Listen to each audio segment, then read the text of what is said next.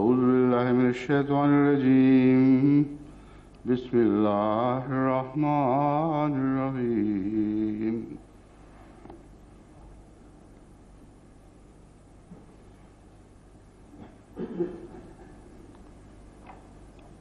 अल्लाज़ीना से शुरू करना है।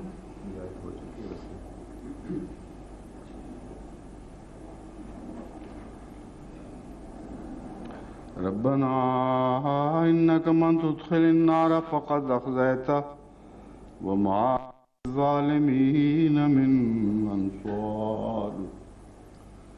रब्बना इन्नना समिअना मुनादियन युनादी लिल-ईमान अन आमिनू बिरब्बिकुम फ़आमन्ना।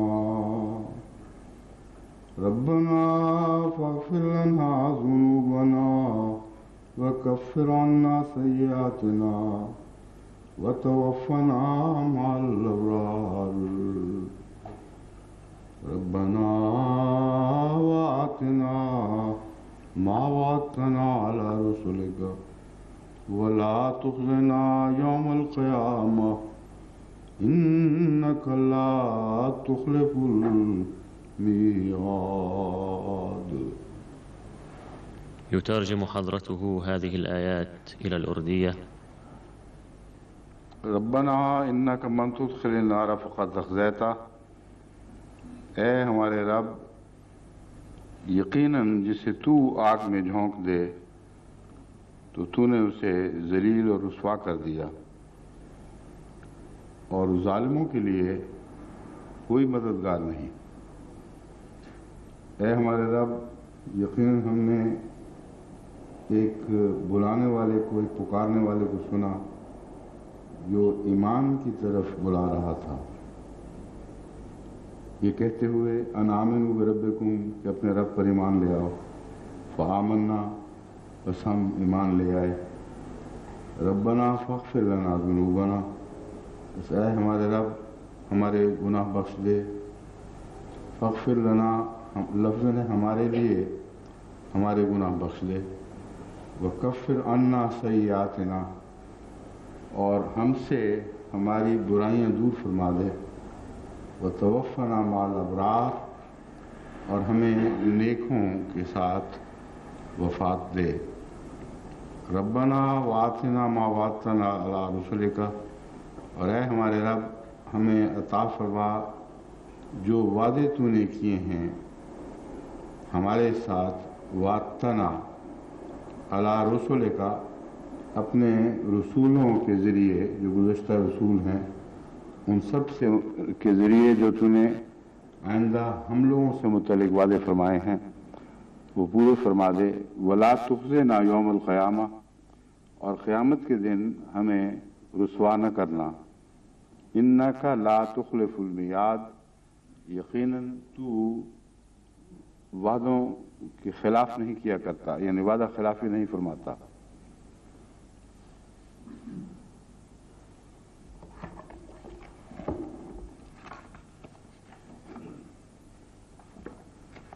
इससे पहले नार का जिक्र गुजर चुका है, अज़ाब नार का। उसमें खिज़िया का कोई जिक्र नहीं। मा खलक़्ता हाज़ा बातिला सुब्हानका फ़क़िना अज़ाब नार, ऐ खुदा ये कायनात तूने बेकार पैदा नहीं की, बेमकसद पैदा नहीं की। या रब्बना मा खलक़्त हाज़ा अल-कौन बातिला व बिदून हदफ फला तजअलना नजहल अल-हदफ मिन वराइह लिनसीर हतब जहन्नम फला यकून लिवजूदिना हदफ वला मुसव्विग। कायनात को बातिल समझते हैं, कोई मकसद कुन्तु इसका क़द नहीं बय्यन्तु समझते। बअद बयानि हाज़ल मअना अन्न अल्लज़ीना यहसबून अल-कौन अबसन व बातिलन व ला यरौन लहु अय्य हदफ फ़इन्नहु यंज़िलु अलैहिम अज़ाबुल्लाह फ़ी हाज़िहि दुनिया बिसूरतिल हुरूब व युहीक़ु बिहिम। फमिन मुंतलक़ हाज़ैनि अल-मअनयैन तुक़द्दिमु हाज़िहि अल-आया किला अल-मज़मूनैन। फलौ इस्तंबतना मअना अल-हर्ब फ़िल हालति अल-ऊला वस्तुंबित अज़ाब अल-हर्ब फ़ी दुनिया फ़ज़ालिका मिन मुंतलक़। रब्बना इन्नका मन तुदखिलिन नार फ़क़द अख़ज़ैतह, इन लोगों को जब तू जहन्नम की आग में झोंकेगा तो ربنا إنك من تدخل النار فقد أخزيته، أي عندما تدخلهم النار يكون من أهداف ذلك أن يحطم استكبارهم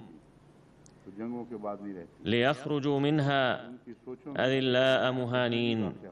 صحيح تماما أن الأقوام لا تبقى بعد الحروب على حالة من الكبر والاستكبار كما كانت قبل الحروب، ويحدث تغير ملحوظ في أسلوب تفكيرهم، لأن الأقوام مهما كانت قوية فإنها تنال الخزي والهوان بعد الحرب لا محالة. خذوا مثال الحرب العالمية الأولى والثانية، فحين كانت القوى المتحالفة تأسر جنود الألمان كانت تعاملهم معاملة مهينة ومخزية جدا، وهي تتضمن معاملة مهينة لدرجة لا تطاق. أما اليابانيون فقد عوملوا معاملة أشد إهانة لدرجة يندر نظيرها في العالم. وعندما كان جنود الفريق الثاني يقعون في أيدي الفريق الأول ما كانوا يقصرونهم الآخرون أيضا في إساءة معاملتهم، ولكن لما كان بث تلك الأفلام في قدرتهم حاليا فالله أعلم بنوعية المعاملة التي كانوا ينتهجونها.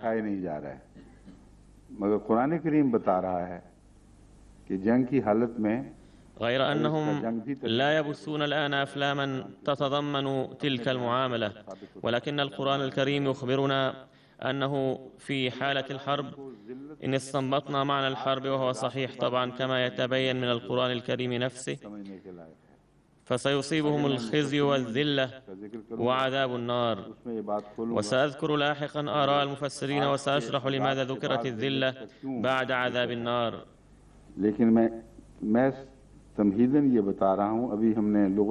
غير أنني أقول الآن تمهيدا بأنه بقي أن ندخل في الشرح اللغوي، وكلا الموضوعين أي معاقبة الأقوام بوساطة الحروب في الدنيا والعقوبة في الجحيم في الآخرة يجريان جنبا إلى جنب.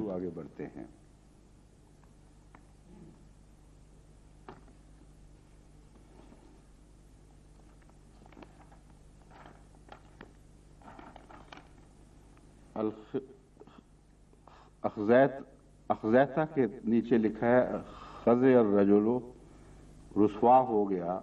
قد ورد تحت أخزيته خزي الرجل ذل. أخذ مستمد من باب الإفعال من مصدر خزي.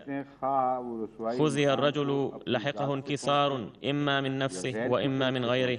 هذا ما ورد في الصفحة 270 من المفردات للإمام الراغب. خزيا का इतलाक होगा. अखज़ा ये खिज़युन और खज़ायतुन से बाब इफ़ाल है. मुफरदात राग़िब सफ़ा 270 पर इसकी ये बहस उठाई गई है. أخذ هو مصدر إفعال من خزي وخزاية. خزي يخزى خزيا وخزيا ذل وهان، وقيل وقع في بلية. हुआ रुसवा हुआ या मुसीबत में गिरफ्तार हुआ. खज़या मिन्हु व खज़यहु खज़ायतम व खज़न. خزي منه وخزيه خزاية وخزا، استحى منه واستحياه. فالمراد من ذلك أن عذابا مهينا يشعر المرء بسببه بندامة كبيرة ويتوارى من القوم، وهذا المعنى أيضا يدخل في مفهوم العذاب. ये माने इस अज़ाब के मज़मून में दल हैं. फिर है अलखिज़्य अलहवान वलिक़ाब वलबौद वन्नदामत वअस्ल. الخزي الهوان والعقاب والبعد والندامة، وأصل الخزي ذل يستحيا منه. أخذ الله فلانا فضحه أقرب الموارد. ففضحه उसने उसको रुसवा किया अक़रब الموارد. إنك من تدخل النار فقد أخزيت عام دخله الخصوص في مواضع منها. إنك من تدخل النار فقد أخزيته. هناك تفاسير مختلفة لهذا عند الإمام الرازي، منها عام دخله الخصوص في مواضع منها قوله تعالى: وَإِن مِّنكُمْ إِلَّا وَارِدُهَا كَانَ عَلَى رَبِّكَ حَتْمًا مَّقْضِيًّا ثُمَّ نُنَجِّي الَّذِينَ اتَّقَوْا وإن منكم إلا واردها كان على ربك حتما مقضيا ثم ننجي الذين اتقوا، يدل على أن كل المؤمنين يدخلون النار وأهل الثواب يصانون عن الخزي. इसका मतलब होता है बचना खुद से।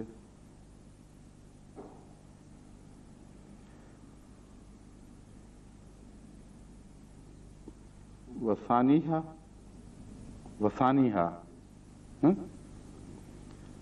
अन्नल मलाइकत लजीन हुम खज़नतु जहन्नम यकुनून फिन्नार व हुम ऐज़न युसानून, वही लफ्ज़ है युसानून अनिल खिज़्य, बचाए जाने के मानों में। हज़रत इमाम राज़ी कहते हैं إن الملائكة الذين هم خزنة جهنم يكونون في النار وهم أيضا يصانون عن الخزي. هنا أيضا استخدمت الكلمة يصانون نفسها بمعنى الحماية من النار، فيقول الإمام الرازي بأن هذا اللفظ عام دخله الخصوص في مواضع، أي أن المعنى العام هو أن كل شخص سيرد جهنم، ثم يقول الله تعالى: وإن منكم إلا واردها كان على ربك حتما مقضيا ثم ننجي الذين اتقوا. الكلمة ثم جاءت هنا للتخصيص، أي أن حزبا منهم سيدخلون جهنم ثم ينقذون.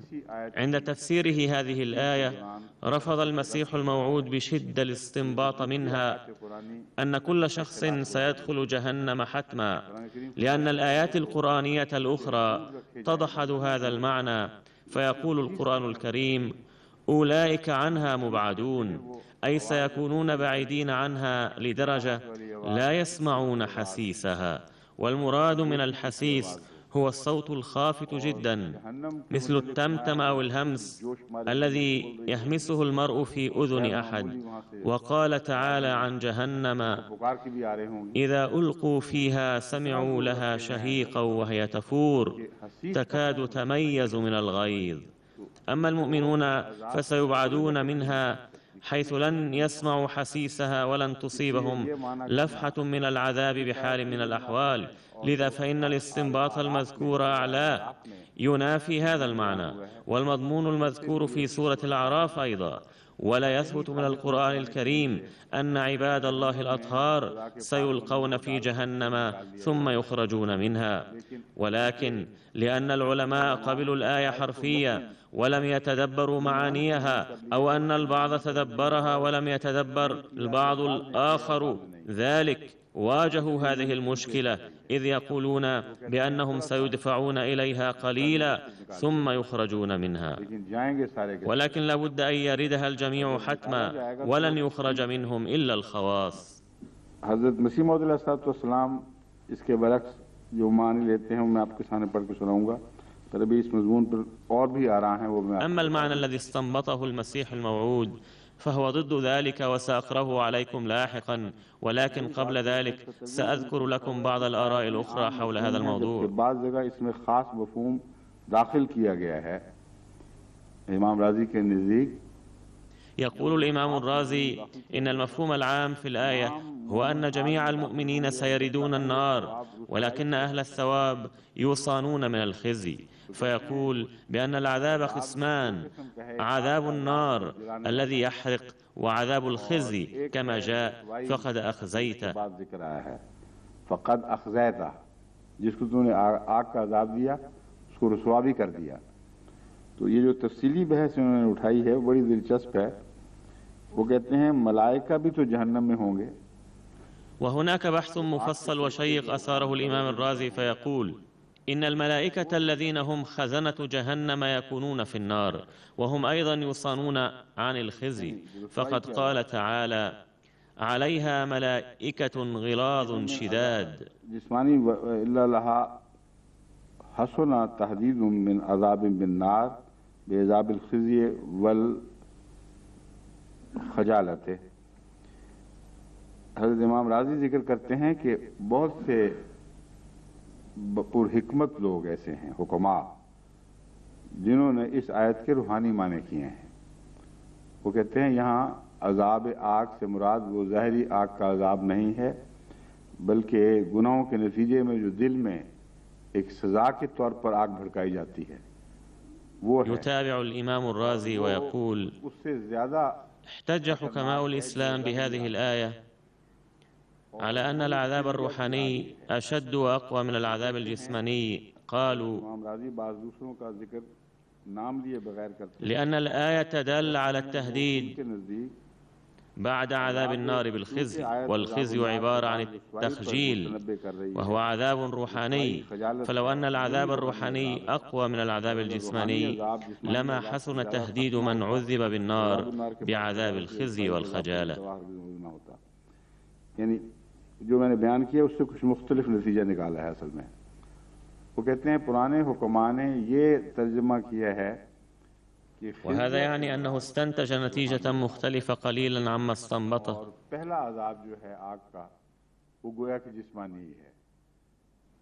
يقول الإمام الرازي في تفسير ذلك بأن مرحلة الخزي تأتي أولا حين يلقى في النار بعد شيء من العقوبة، ولكن ما معنى الخزي بعد عذاب النار؟ के बाद क्या जिल्लत की बात है। तो इस मसले को हल करने की खातिर वो ये तौजीह करते हैं कि आग के अजाब अपनी जगह दुरुस्त, मगर उसके अलावा बाद में فيقول لحل هذه المعضلة بأن عذاب النار حق، وبعده سينالون عذاب الخزي والخجالة، ثم يستنتج أن ذلك يثبت أن هذا العذاب الباطني أشد من عذاب النار، وإلا لذكر الله تعالى العذاب الأخف أولا ثم ذكر العذاب الأشد، ولكن ذكر العذاب الأكبر يدل على أن عذاب الخزي أشد من عذاب النار.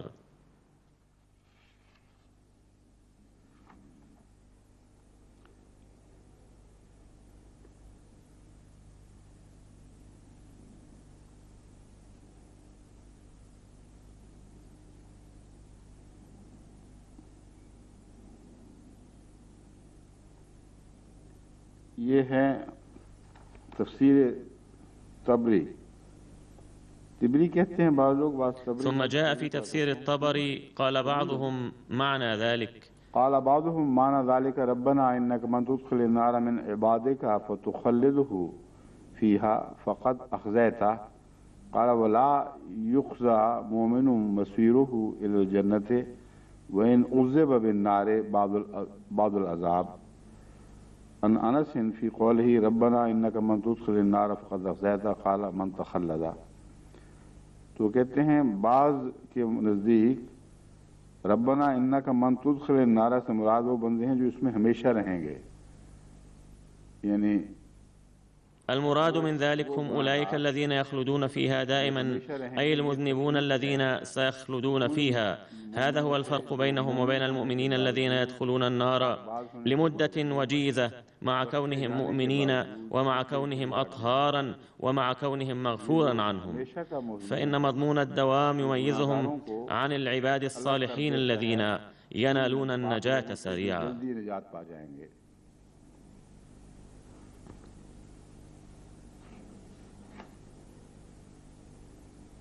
हज़रत अनस से रिवायत है कि रसूल ने फरमाया وعن أنس في قوله ربنا إنك من تدخل النار فقد أخزيته قال من تخلد. أقول صحيح أن عذاب جهنم طويل جدا، ولكن الاستنباط من ذلك أن النبي صلى الله عليه وسلم كان يرى أن بعض الناس سيدخلونها لمدة وجيزة ليس صحيحا، بل المراد هو ضد ذلك تماما، لأنه قد ذكر هنا أولئك الذين سيخلدون في النار أو إلى مدة طويلة. إذا كان الاستنباط المذكور من قبل صحيحا فإن إمكانية دخول المؤمنين النار تتلاشى تلقائيا.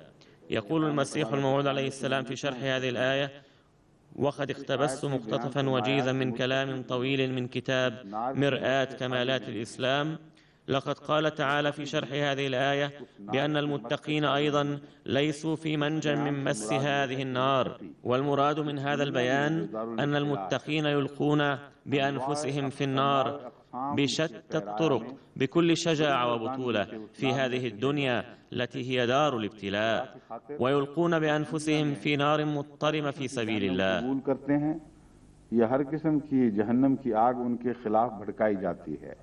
أي يقبلون أنواع جهنم في سبيل الله في هذه الدنيا أو النار التي تضرم ضدهم، يخرجون منها سالمين غانمين متحلين بالصبر والجلد.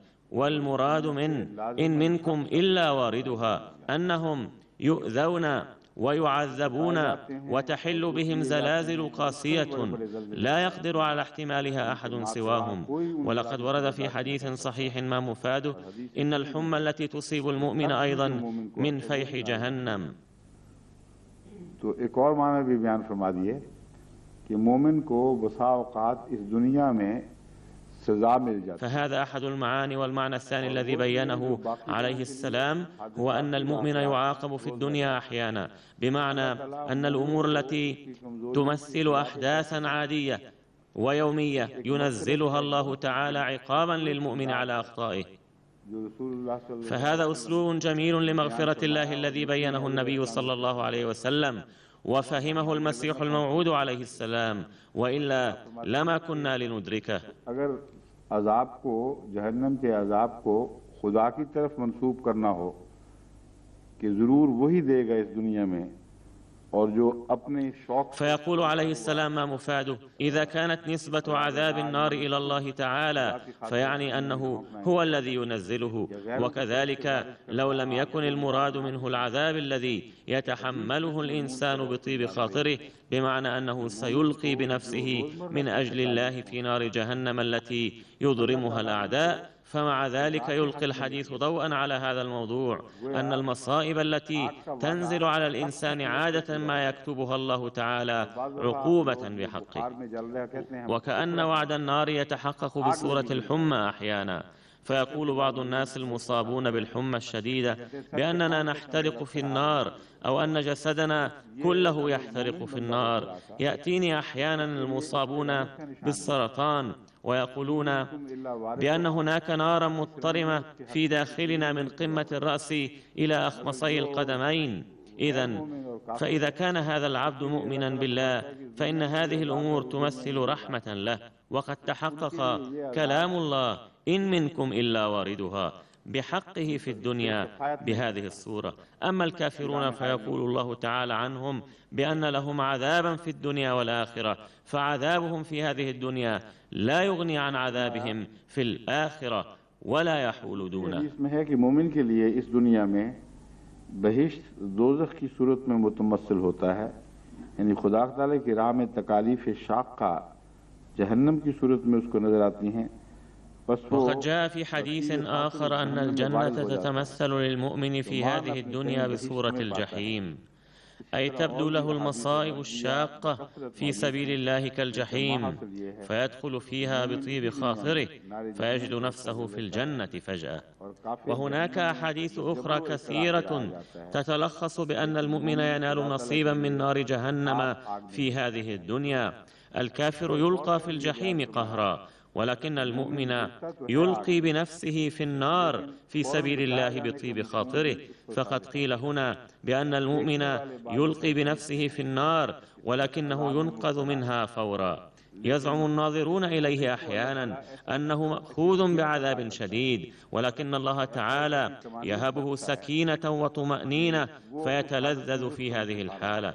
فلا يثبت مما قاله الله تعالى عن إبراهيم عليه السلام: या नारो कूनी बरदम व सलामन अला इब्राहिम, يا نار كوني بردا وسلاما على إبراهيم، أن الله لم يسمح بوقوعه في النار. هذا أمر جدير بانتباه خاص. فيقول الله تعالى: يا نار كوني بردا وسلاما على إبراهيم.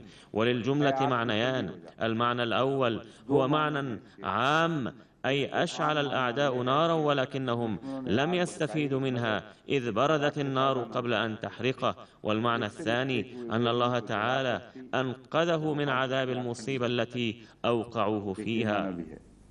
एक ये कि हजरत इब्राहिम को जिस तकलीफ में भी डाला गया, अल्लाह ने उस तकलीफ के अजाब से उनको महफूज रखा और हर बार ये हुक्म हुआ या नारो كوني بردا وسلاما إلى إبراهيم. وفي كل مرة صدر الأمر الإلهي يا نار كوني بردا وسلاما على إبراهيم، فينزل العذاب في هذه الدنيا أيضا، وإن كان ذلك على المؤمن كحوادث عادية. من المعلوم أنه لا أحد يرغب بطيب خاطره أن يصاب بالحمى. الحق أن مغفرة الله تعالى تكتب مثل هذه الأمور في قائمة العقوبة على تقصيرات المؤمن وأخطائه وتسوي حسابه في هذه الدنيا.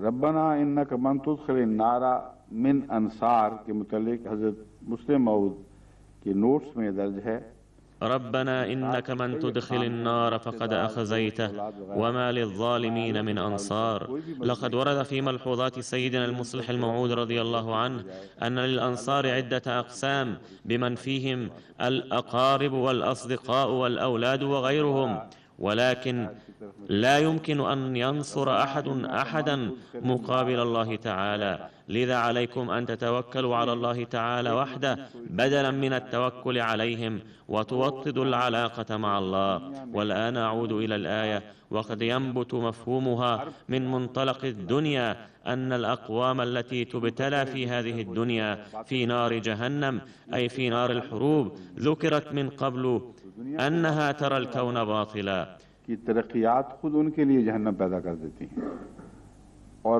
उसका नतीजा यकीनन रुसवाई होता है और इस तरह उनके तकब्बुर टूटता है। فتقدم الذين يرون الكون باطلا يخلق لهم جهنم وتكون نتيجتها الخزي حتما، وبذلك يقضى على استكبارهم. إن مضمون القضاء على الاستكبار ثابت من القرآن الكريم بقطعية، ونتيجة لذلك ستميل طبائعهم إلى قبول الإسلام في نهاية المطاف. هذا المضمون مذكور في سورة طه أنهم يدمرون وينسفون نسفا ويجعلون قاعا صفصفا لا ترى فيها عوجا ولا أمتا. अब वक्त है उनके लिए يومئذ يتبعون الداعية أي قد حان الوقت لهم وقد استحقوا أن يقبلوا هذا الداعي الذي لا عوج له. يتبين من ذلك بصراحة كاملة أن هذا ذكر العذاب بصورة الحروب، وأنهم سيخزون نتيجة هذه العذابات يوما بعد يوم، ويقضى على استكبارهم وينحطون درجة ويصلون إلى مستوى عامة الناس. وهذه السلسلة جارية الآن في الدنيا، إذ إن المعاملة التي عُملت بها الهند بعد الحرب العالمية ما كانت ممكنة قبلها. الأمر ليس مقتصرا على الكبر فقط، بل هناك أساليب أخرى أيضا للتفكير لا خيار لهم فيها. ومثال ذلك أن الشخص الغني الذي يرفل بالثروة لا يمكن له أن يفكر أو يدرك حالة الفقراء. وكذلك بعض الناس الذين يحكمون مددا طويلة وإن كانوا ذوي قلوب طيبة لا يمكن أن يتصوروا ما هي المحكومية، ولكن عندما تذوق شريحة من قومهم مذاق العبودية في أثناء الحروب عندها يعرفون أهمية الحرية، وعندئذ يفكرون في أقوام فقيرة كانت محرومة من الحرية مدة طويلة، ونتيجة لذلك يهبهم الله النجاة. فإن هذا الخزي ليس بلا هدف، هذا ما أريد أن ألفت أنظاركم إليه. هذه الآية تحمل مواضيع غريبة منها موضوع الباطل، وتبين أن الله تعالى أسمى وأعلى وأطهر من كل ما هو باطل، وهو القائل بأن تتذكروا أنه لا توجد في فعل من أفعال شائبة من الباطل، وكلما تدبرتم في الكون لن تجدوا فيه باطلا. ويتبين من التدبر في هذه الآية أن العقوبات التي بينها الله تعالى أيضا ليست باطلة، المراد من الباطل ما لا فائدة منه ولا هدف، فجميع العقوبات التي تتعلق بالخزي بعد العقوبة بالنار تحقق هدفا، وهو تغيير الظروف السائدة في الدنيا شيئا فشيئا، ومعاقبة الأمم التي تتربع على منارة عليا من قوتها وشوكتها، وقد تكون تلك العقوبة هي الخزي، وما لم يتولد في تلك الأمم شعور بالذلة فلا يمكن أن يساووا الأمم الضعيفة، إذ لا يدركون معاناة الأمم الضعيفة والمستضعفة، فالطبائع تتغير رويدا رويدا. التغير في الطبائع على هذا النحو ملحوظ في القرن الراهن بصورة واضحة. इससे हमदर्दी नहीं रख सकते, उनको पता ही नहीं कि वो लोग हैं क्या, तो रफ्ता रफ्ता मिजाज तब्दील होते हैं। فكانت الطبائع قبل عام 1914 ميلادية تختلف عما آلت إليه بعد عام 1918 ميلادية. كذلك الطبائع التي كانت قبل عام 1939 ميلادية كانت تختلف عما آلت إليه بعد عام 1944 أو 1945 ميلادية، وهذه السلسلة لا تزال جارية، ولعل الطبائع تكون مهيئة لقبول غلبة الإسلام عندما تندلع الحرب العالمية الثالثة. لذا هذه ليست عقوبة محضة وعابثة، بل هناك هدف من ورائها، وليس صحيحا القول بأن الجميع سيهلكون نتيجتها، بل سيبقون وسيتبعون رسولا لا عوج له. لذا ليس صحيحا أن الحروب المقبلة ستهلكهم كليا، لأن القرآن الكريم يقول بكسر استكبارهم نتيجة الحروب، ولا يقول بهلاكهم كليا. وإذا دخلوا الإسلام متواضعين فليس مستبعدا أن ينالهم الآخرون مكرمة بعد دخولهم الإسلام، لأن روح التقدم موجودة فيهم، وسوف تهيج بعد انضمامهم إلى الإسلام أيضا. فهناك حديث بهذا الصدد، حيث يقول النبي صلى الله عليه وسلم: خياركم في الجاهلية خياركم في الإسلام إذا فقهوا. ولكن هذا لا يعني أن الأفضلية في الجاهلية ستستمر بعد دخولهم الإسلام أيضا، بل المراد من ذلك المحاسن والمواهب الخارقة التي كان يملكها أحد في الجاهلية، فستبرز هذه الميزات والمحاسن في الإسلام أكثر من ذي قبل، ولن يهان أصحابها ولن يخزوا، بل إن دخولهم الإسلام بعد قبول الذلة سيكون مدعاة لرفع درجاتهم ولن يحط من شأنهم. انظروا إلى سيدنا عمر رضي الله عنه، كم كان متكبرا، وكم كان يتجول في الشوارع والأزقة باعتزاز مفرط، ولكن عندما مر بهذا الخزي الذي قبله لوجه الله رفع الله مرتبته كثيرا بدلا من خفضها، وأكرمه إكراما أبديا. والحال نفسها تنطبق على الصحابة الأوائل مثل أبي بكر وعلي وعثمان رضوان الله عليهم، وغيرهم الكثير الذين قبلوا الخزي من أجل الإسلام، فلم يكن ذلك الخزي من دون هدف، بل كان سببا في رفع درجاتهم. إذن لو آمن الذين يملكون مواهب قابلة للارتقاء فلن تنحط درجاتهم، بل لهم البشرى أن مواهبهم وسعادتهم تلك سوف تصان بشكل أفضل. لذا فالأمم التي تعتبر اليوم متخلفة أو فقيرة أو من الدرجة الثالثة لا يحق لها التعذر، بل هذه رسالة لهم أيضا، أنه يجب عليكم أن تحوزوا تلك المحاسن والميزات التي يتحلى بها هؤلاء الناس، وإلا فسيكونوا متفوقين عليكم في الإسلام أيضا. فالله تعالى يعامل الجميع بالعدل والإنصاف، والقوانين التي وضعها الله تعالى تعمل عملها حتما، ولكن لكم الأفضلية عليهم نوعا ما، وهي أنكم أفضل منهم من الناحية الدينية. ولكن عندما يدخل الإسلام هؤلاء القوم ولم تتحلوا بميزاتهم الدنيوية فسيتفوقون عليكم مرة أخرى. فالخزي الذي يصيبهم في الدنيا ليس من دون هدف وليس باطلا. दूसरा पहलू है क़यामत के दिन अज़ाब के बाद अख़ज़ैता का जिक्र। अगर हम क़यामत के मज़मून में जाएं, هناك جانب آخر أيضا: لمن تدخل النار فقد أخزيته وما للظالمين من أنصار، من زاوية القيامة. وهو أن الجميع كانوا ظالمين بشكل أو بآخر في الحروب التي اندلعت كافة، ولكن الله تعالى مع ذلك يذكر فرقا دقيقا ويقول بأن هناك البعض الذين هم مسؤولون من الدرجة الأولى عن اندلاع الحروب، إذ تنشب الحروب نتيجة أفكارهم أو نتيجة أعمالهم الغاشمة، فهم لا ज़ालिमाना ينصرون. सोच के नतीजे में या ज़ालिमाना अमाल के नतीजे में होता है। ऐसे लोगों को मदद नहीं दी जाती। मुकाबल पर अगर मुजरिम भी हों और आम हालात में पाक वाले लोग ना भी हों तो बाज़ जगह निस्बती फैसले चलते हैं। وإن كان مقابلهم أناس ظالمون وليسوا أتقياء ولا صالحين في الظروف العادية، ففي بعض الأحيان يكون الحكم نسبيا.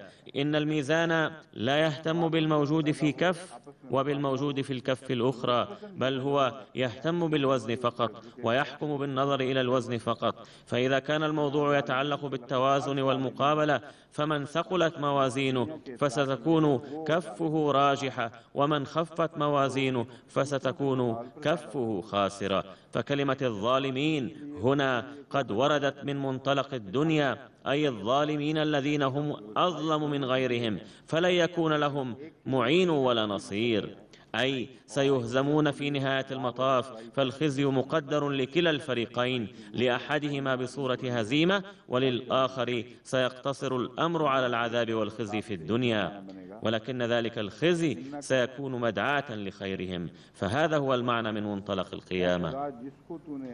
من تدخل النار فقد أخزيته.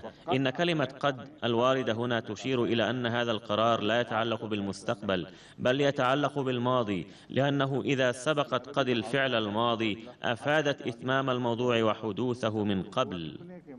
فالمراد من ذلك أنك قد أخزيته سلفا، لذا فلا أؤيد فكرة أن الخزي سيصيبهم بعد العذاب، بل هذا بيان كيفية العذاب وماهيته، أي أن خزيهم وإهانتهم في نار جهنم التي سيبتلون بها. فهناك فئة تستنبط منها معنى روحانيا، وقد ذكرت هذه الفئة من قبل وقلت بأن هناك اختلافا بسيطا بينهم في الموضوع، ولكن يوجد بين العلماء القدامى الذين يقولون أن عذاب النار أيضا روحاني، فإن لم يكن الجسد موجودا هناك لا يمكن أن يكون العذاب جسديا أصلا، لذا لا بد من الاعتراف بكون العذاب روحانيا. والمعلوم أن العذاب الروحاني يتمثل أحيانا بأشكال أخرى، بمعنى أنه يتخذ أشكالا تشبه تجاربنا الجسدية.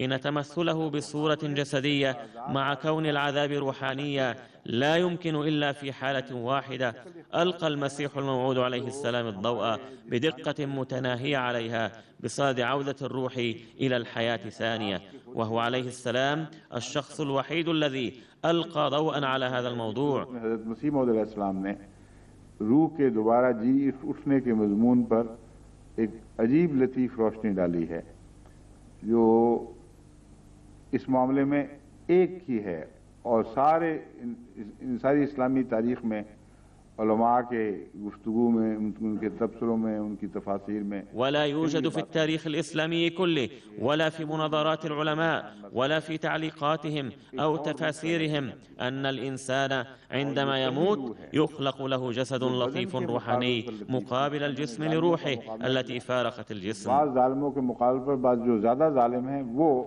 सज़ा के मुस्तहिक़ ठहरेंगे जिन्होंने जुल्म में अव्वल राह इख्तियार की है।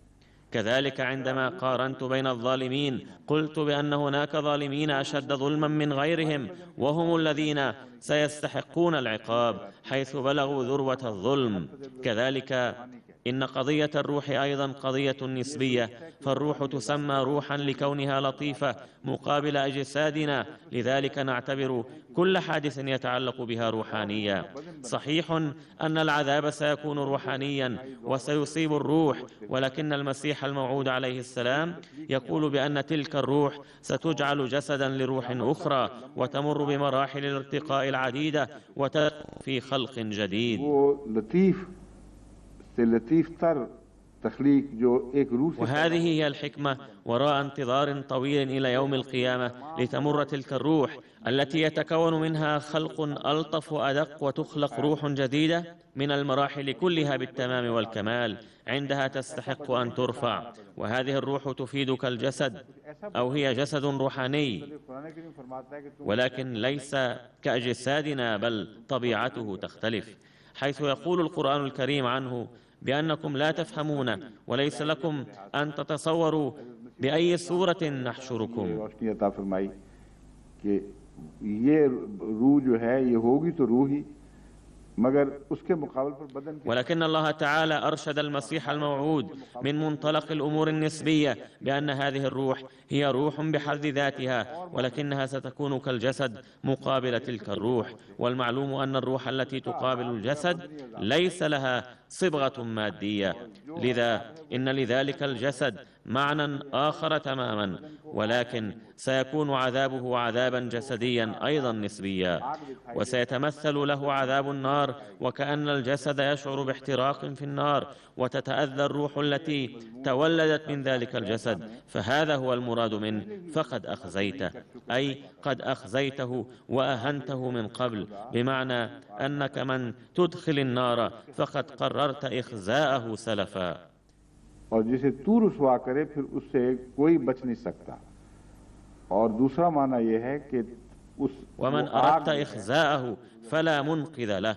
والمعنى الثاني هو أن النار التي ستضرم إنما هي نار الخزي والهوان في الحقيقة، وستحل بهم بصورة عذاب مخيف للغاية، وما للظالمين من أنصار.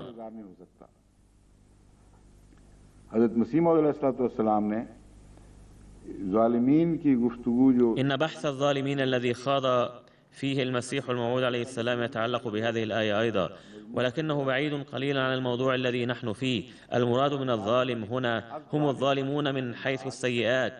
هنا تفيد التخصيص وتفصيلهم عن غيرهم، فهناك الظالمون الذين يظلمون أنفسهم أيضا في مجال كسب الحسنات. उस ग्रोह को अलग कर रहा है। कुछ ज़ालिमीन ऐसे हैं जो नेकियों में जुल्म करने वाले हैं, यानी अपनी जान पर जुल्म करने वाले हैं। वो हमलहल इंसान इन्नहु काना ज़लूमन जहूला, वो मिसाल ويضرب المسيح الموعود في هذا الصدد مثلا وحملها الإنسان إنه كان ظلوما جهولا. وكذلك حين أشار إلى آية جاءت فيها كلمة المقتصد ويقول بأن الكلمة نفسها تحمل أحيانا معنى مضادا أيضا، ويبلغ هذا المعنى في كلا الموضوعين كماله. فالمراد من الظالم هو الذي يكسب السيئات إلى أقصى الدرجات ضد مصلحته، فيظلم نفسه ويظلم الآخرين أيضا، فهذا نوع من الظالم. وهناك ظالم من نوع آخر، وهو الذي يظلم نفسه فيرحمه الله تعالى نتيجة ظلمه هذا. وكل ظلم يظلم به نفسه يسفر عن رحمة الله تعالى. وهؤلاء الظالمين هم أناس صالحون، وقد أطلق عليهم الظالم لبلوغهم درجة الكمال في الحسنات.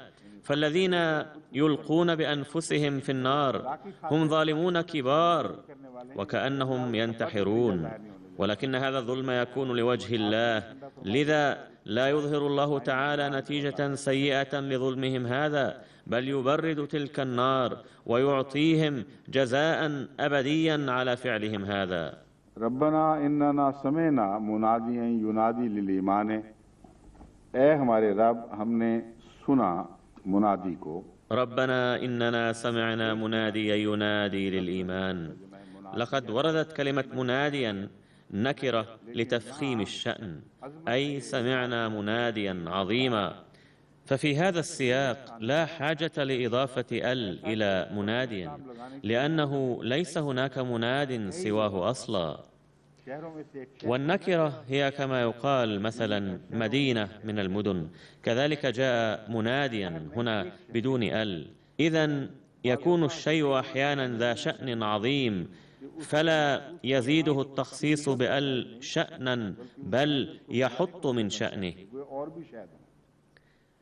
فالمراد من مناديا هنا هو ذلك المنادي الذي لا مجال للشك في عظمته ولا يوجد مقابله مناد آخر، بل هو الوحيد في هذا المجال. فسمعنا نداء هذا المنادي الذي كان ينادي ويدعو للإيمان. जो ईमान के लिए मुनादी कर रहा था, इस पर जो लुगत वगैरह की बहस है उस और कुछ मुफस्सिरीन की, पहले मैं उसको छेड़ता हूँ। ये लफ्ज़ मुनादी किससे बना है? أود أن أذكر هنا البحث اللغوي الذي قام به المفسرون القدامى وبينوا من أي مصدر استمدت هذه الكلمة. يفهم من كلمة النداء أن معناه الصوت، وهذا هو الشائع بوجه عام، ولكن مصدره ليس نداء بل ندى، ومعناه البلل. ثم استمدت منه صيغ أخرى مثل نادى ومناد. تستخدم هذه الكلمة للرطوبة والبلل والندى أيضا.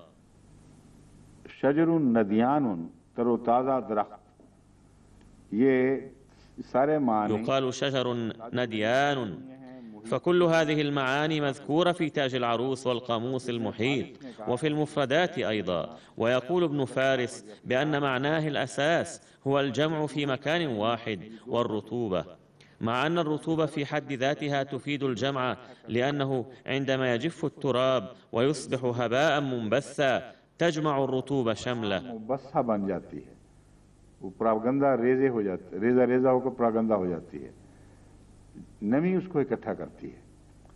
तो इसलिए नदा के अंदर जो इकट्ठा करने का मफहूम बयान फरमाया गया है। لذا إن مفهوم الرطوبة المذكور في كلمة الندى صحيح تماما ويدخل في هذا المفهوم وليس منفصلا عنه. وقد نسب تاج العروس والقاموس المحيط والإمام الراغب هذا المعنى إلى ابن فارس، ومن المنادات استنبط معنى الحديث في المجلس. इसके माने एक मजलिस में इकट्ठे होकर बातें करने के हो गए, नादाहु मुनादात, इसमें ناداه مناداة ومنه الندوة.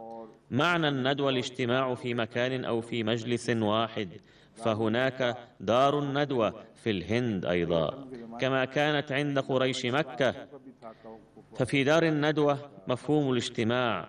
ويقول الله تعالى في القرآن الكريم بأن الندوة قسمان، الأولى مبنية على الشر والفساد، والأخرى مبنية على الحسنة. أما هنا في بحث المنادي فسيتطرق الحديث إلى نوعية النداء وإلى سبب إفادة الندوة معنى الاجتماع. दूसरा नदवा है नेकी के लिए। ولكن إذا كان الحديث في الندوة لإثارة الفساد والفرقة فهذه إساءة في الحقيقة إلى اسم الندوة، لأن الندوة يجب أن تكون مدعاة للجمع ولفعل الخيرات، وهذه الندوة هي التي تجمع بين الناس. يبين القرآن الكريم هذا المعنى بكل وضوح، ويورد كلمة نجوى وليس الندوة، ولن تجدوا كلمة الندوة بمعنى نجوى، فالكلمة الصحيحة هي نجوى، ولكن تجري النجوات في دور الندوة أيضا. لقد خرجت من لساني كلمة الندوة خطأ، والكلمة الصحيحة هي نجوى. والآن تذكرت بغتة أن الكلمة هي نجوى، ولكن المراد منه هو النجوات التي تجري في الندوة. अचानक बात करते हुए एकदम याद आया कि वो तो नजवा है, मगर है नदवा का नजवा। इसी नदवा में रसूलुल्लाह सल्लल्लाहु अलैहि वसल्लम के खिलाफ नजवे होते थे और नदवा के मजमून के बिल्कुल बरक्स कार्रवाइयां होती थीं। ففي دار الندوة كانت تجري النجوات ضد النبي صلى الله عليه وسلم، وذلك ضد مفهوم الندوة الحقيقي.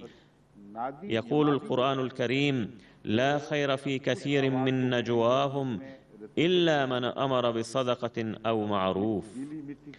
إذن إن مصدر نادى ومنادى يشمل معنى الصوت والرطوبة والطين، فالطين يملك قدرة على التنمية بينما لا يملكها التراب، فإن كلمة المنادي تذكرنا بتلك الحقيقة، وهذه الكلمة مرتبطة بآدم عليه السلام أيضا. فحين خلق الله آدم اعترض الشيطان بأنك خلقته من طين وخلقتني من نار، لذا أنا غالب على الطين لأن النار تحرقه. لم يقدم الله تعالى في ذلك المقام أدلة كثيرة، لأن حجة الشيطان كانت واهية بحد ذاتها وجديرة بالرفض تلقائيا، حيث كان يفترض بالهلاك أو القابلية للإهلاك، بل الحق أن القابلية للنمو والازدهار هي الجديرة بالاعتزاز، وهي التي حازت الغلبة دائما، وإنما الساعي النار غلبت بقوة الطين دائما. ومعلوم أن الأرض كانت شعلة من النار، فمنها خلق الله تعالى الحياة من الماء والطين، ولم تتغلب عليها النار، بل الطين ظل يتغلب على النار.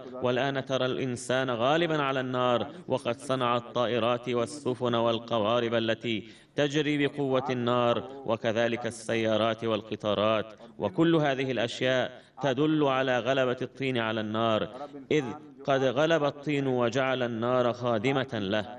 لذا لا يصح ادعاء الشيطان أو غيره بهذا الصدد. और फिर मोटर गाड़ियां रेलें, ये सारे गीली मिट्टी के आग पर गलबे की दलीलें हैं। गीली मिट्टी गालिब आ गई और आग को गुलाम बना लिया। तो इसलिए शैतान का ये दावा या किसी और का दावा, ठीक है, ये गलत होता है। अब सवाल ये है कि अन्नदा नादी किस लफ्ज़ से, والسؤال الآن هو من أي مصدر جاءت الكلمة نادى ينادي مناداه؟ فأقول بأن المفسرين يستنبطون من مناد معنيين: أولا أن المراد هو محمد رسول الله صلى الله عليه وسلم، ومنهم من يقولون بأن المراد منه هو القرآن الكريم، وسأتطرق إلى هذا المعنى فيما بعد.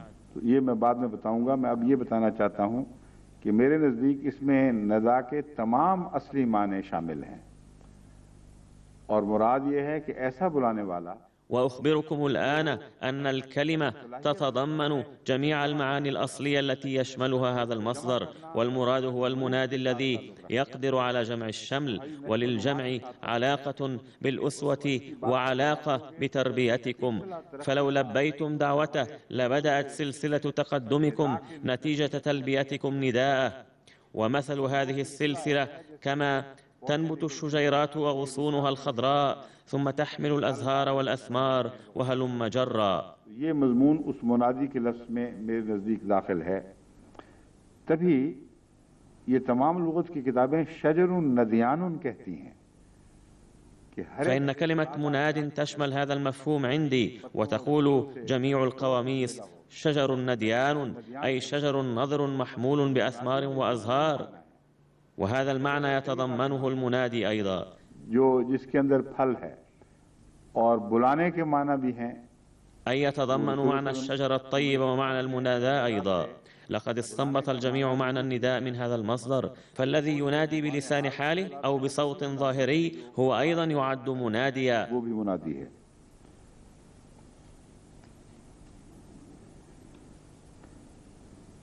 अन्नदवा दारुन नदवा, तो सारी बहस वही है। هناك بيت شعر للمسيح الموعود عليه السلام، وقد فهمت الآن معنى النداء من هذا البيت، وإذا كان المعنى مجرد الصوت لما انتقل الذهن إلى المعنى المراد. يقول حضرته في بيت شعره الذي نظمه في حمد الله تعالى: ثم ينتقل المعنى إلى مدح النبي صلى الله عليه وسلم فيقول: फरमाते हैं इन्नी अमूतो व ला तमूतो महब्बती, मैं तो मर जाऊंगा إني أموت ولا تموت محبتي، يدرى بذكرك في التراب ندائي.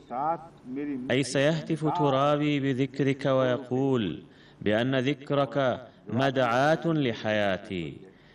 فكلمة نداء هنا تفيد المعنى الأصح في هذا السياق، أن في الحب أيضا معنى الرطوبة نوعا ما، بمعنى أن في الحب تسيل الدموع.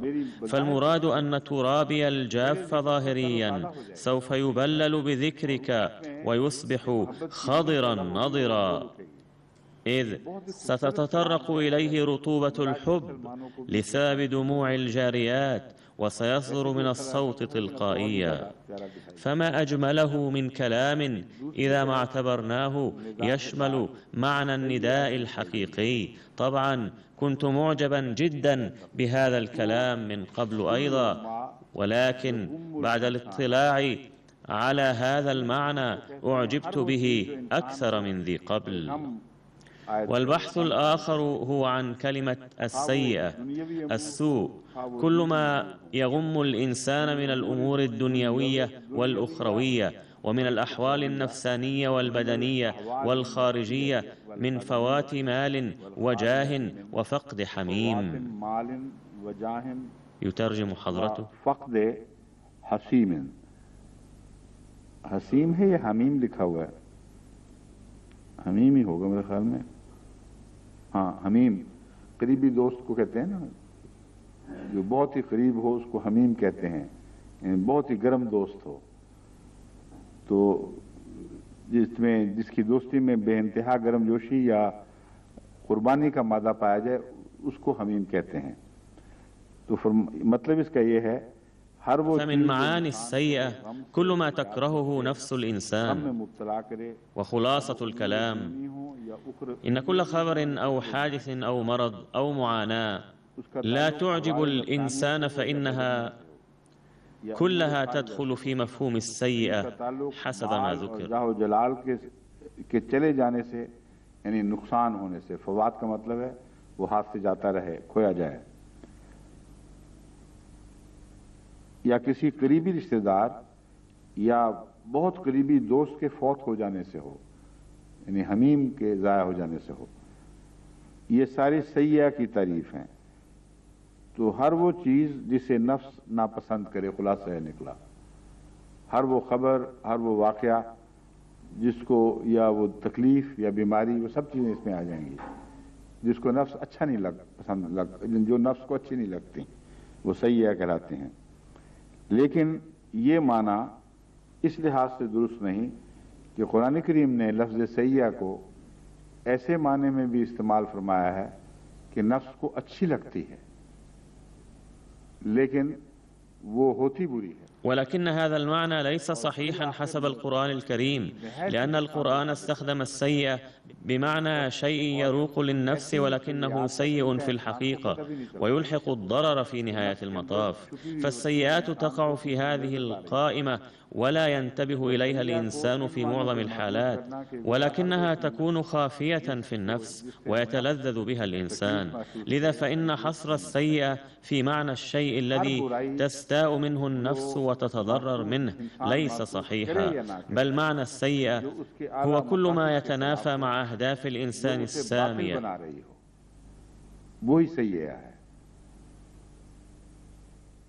ثم نرى كيف استخدم القرآن الكريم كسب سيئة، فيقول تعالى: بلا من كسب سيئة لما تستعجلون بالسيئة. بلى من كسب سيئة. ويقول أيضا: لما تستعجلون بالسيئة قبل الحسنة. أي انتبهوا إلى أن الذي يكسب سيئة يعاقب. وقال بأنكم تسبقون بعضكم بعضا إلى السيئة لتبلغوها قبل غيركم، فإذا كانت السيئة شيئا تنفر منه النفس، فما معنى هذه الآية؟ لا شك أن كل ما هو معيب من حيث معناه وكنهه وخواصه ويتنافى مع مصلحة الإنسان في نهاية المطاف يعتبره القرآن الكريم سيئة، سواء أعلم به الإنسان أم لم يعلم. ثم إن السيئة تضر بالإنسان حتما، ومصدرها الإنسان نفسه، ولا تأتي من عند الله بل تنشأ في داخل الإنسان. يقول الله تعالى: ما أصابك من حسنة فمن الله وما أصابك من سيئة فمن نفسك. ما أصابك من حسنة فمن الله، जो भी अल्लाह की तुम्हें हसन पहुंचेगी, يترجم حضرته: अच्छी बात तो याद रखना वो अल्लाह की तरफ से आती है। वो मा अस्वाबा का मिन सय्यतिन, और जो बुराई तुझे किसी मुसीबत में मुब्तला करती है, फमिन नफ्से का, तो वो तेरे नफ्स से पैदा होती है। वल हसनत व सय्यत दरबान अहदुहुमा बेहस्ब एतबार अक़ल व शर्र। हसना और सय्या दो الحسنة والسيئة ضربان، أحدهما باعتبار العقل والشرع نحو المذكور في قوله: من جاء بالحسنة فله 10 أمثالها ومن جاء بالسيئة فلا يجزى إلا مثلها. फरमाया मन जा बिल हसनत फलहू अशरु अमसालिहा व मन जा बिल सय्यत फला युज़ा इल्ला मिसलहा, कि जो भी हसन चीज़ करता है, नेकी के काम बजा लाता है, उसको 10 गुना ज़्यादा मिलेगा, और जो बुरी बात करता है फला युज़ा इल्ला मिसलहा, उसको उससे उसकी बराबर से ज़्यादा नहीं दिया जाएगा, यानी उसकी सज़ा। दूसरी किस्म हसनतुन व सय्यतुन बहस्ब एतबार तब वज़ालिक मा यस्तखिफ़ुहु तब व मा यंतखिलुहु। وحسنة وسيئة حسب اعتبار الطبع، وذلك ما يستخف به الطبع وما يستثقله.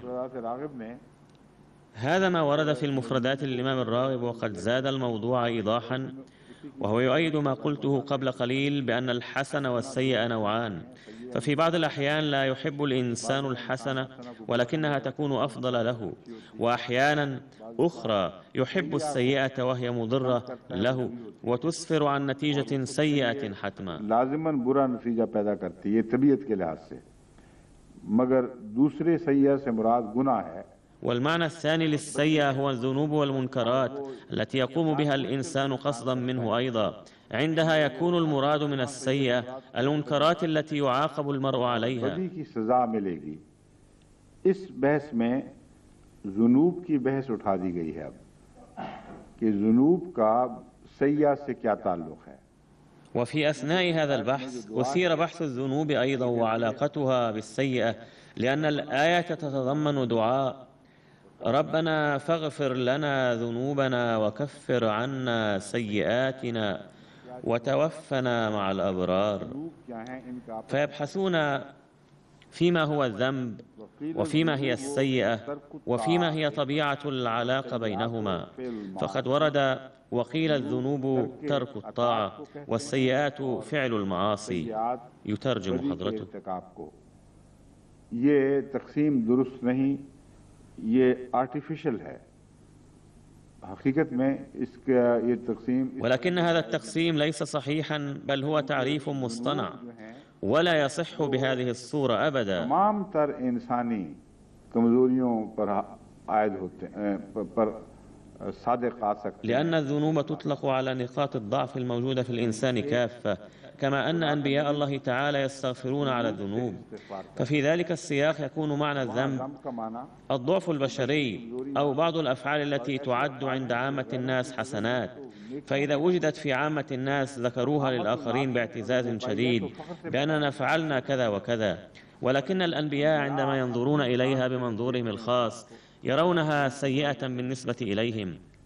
और अपनों में भी वो इसी नज़र से उनकी आदात और उनकी हरकत और उनके ख्यालात का इजाज़ा लेते हैं कि आम इंसान का तसव्वुर भी वहाँ नहीं पहुँच सकता। كذلك يفحصون أعمال أصحابهم وتصرفاتهم وأفكارهم بالنظر نفسه الذي لا يسع الآخرين أن يتصوروه. فيما يتعلق بفحص أعمال الآخرين من هذا المنطلق سيتبين مثاله لكم من خلال حادث من حياة المسيح الموعود عليه السلام يتعلق بالخليفة الأول رضي الله عنه، علما أنني أشرح لكم هذا الموضوع من حيث الدرجات، بمعنى أن عملا معينا يعد حسنة كبيرة من منظور، ومن منظور آخر يصبح ذنبا، وهذا ممكن. والمثال الذي سوف أقدمه لكم الآن يلقي ضوءا على هذا الموضوع كله. ذات مرة أرسل المسيح الموعود عليه السلام رسالة إلى الخليفة الأول رضي الله عنه بأنه يفضل الآن أن تعلن بأنك حنفي العقيدة ولست من أهل الحديث. كتب الخليفة الأول رضي الله عنه الذي كان طاعة وحبا وعشقا متجسدا للمسيح الموعود عليه السلام في الجواب بيتا من الشعر معناه: إذا طلب المرشد أن تبلل بالخمر سجادة تصلي عليها فلا بد من العمل به، لأن السالك لا يعرف طريق المنزل إلا بإرشاد المرشد. बेखबर नबवत ज़ेरा हो रस्म मंजिल है कि अगर तुम्हारा रहनुमा और पीर ये भी कह दे कि अपने जान माज को शराब में डुबो दो, तो यही होना चाहिए कि सालिक बेखबर नब्वद, कि सालिक बेखबर तो नहीं हुआ करता राह और रस्म मंजिल हासिल।